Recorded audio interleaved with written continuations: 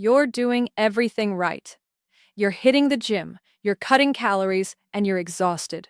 But when you look in the mirror, that stubborn belly fat, the kind that feels hard, not soft, isn't moving. In fact, it might be growing.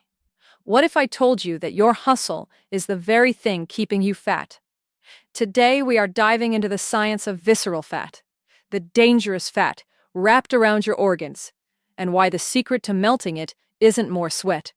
It's zero cortisol. We're going to flip your metabolic switch from survival mode to safety mode.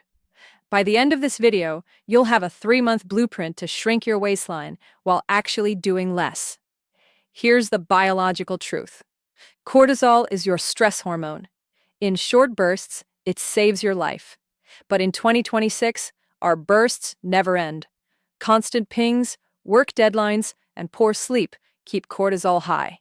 When cortisol stays high, it tells your body one thing. There is a famine coming. Store energy in the safest place possible. That place is your midsection. This creates a loop. Stress leads to visceral fat, and visceral fat itself produces more inflammatory chemicals, which creates more stress. You can't outrun a hormonal signal with a treadmill. You have to change the signal first. You don't lose fat in the gym. You lose it in stage 3 deep sleep. If you aren't sleeping, you aren't burning. When you are sleep deprived, your ghrelin, hunger hormone, spikes, and your leptin, fullness hormone, crashes. More importantly, your cortisol stays elevated into the next morning. The 3-2-1 rule. Stop eating 3 hours before bed, stop work 2 hours before, and screens off 1 hour before. The hack? Keep your room at 18 degrees Celsius. A cool body temperature signals the brain to drop cortisol and spike melatonin, which is your body's most potent antioxidant and fat-burning trigger. Most people are fat because they are inflamed and dehydrated. If your cells are thirsty, they are stressed. The morning flush. Start your day with 500 milliliters of room temperature water, a pinch of Himalayan pink salt, and a squeeze of lemon. Why the salt? Adrenals, which produce cortisol, crave minerals. If you give them salt early, you blunt the morning cortisol spike. The rule: drink 30 milliliters of water per kilogram of body weight. If you're 70 kilograms, that's roughly 2.1 liters. But stop drinking 2 hours before bed so you don't break your sleep cycle. If you have high visceral fat, stop doing HIIT. High-intensity interval training is a massive cortisol spike.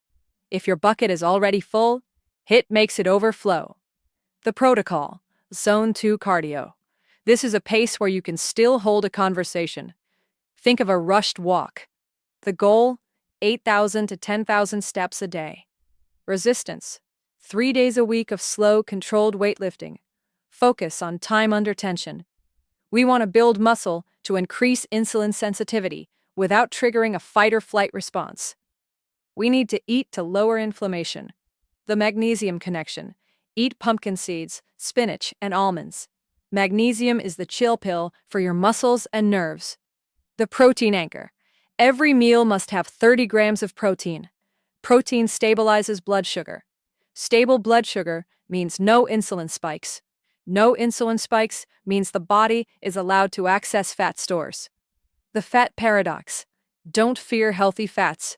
Avocado and omega-3s, salmon, walnuts, actually signal to the brain that the environment is rich, so it's safe to burn stored energy. Let's break this down into 3 30-day phases. Month 1, the reset.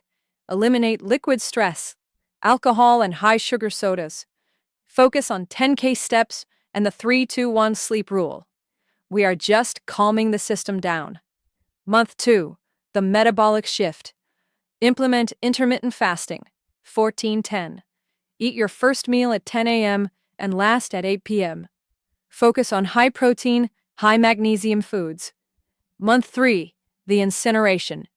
Now that cortisol is low, add 2 days of fasted Zone 2 walking in the morning. Your body will now tap directly into visceral fat because the hormonal locks are gone. Look at example A, a person who runs 5 miles a day, but sleeps 5 hours and drinks 4 coffees. Their belly stays.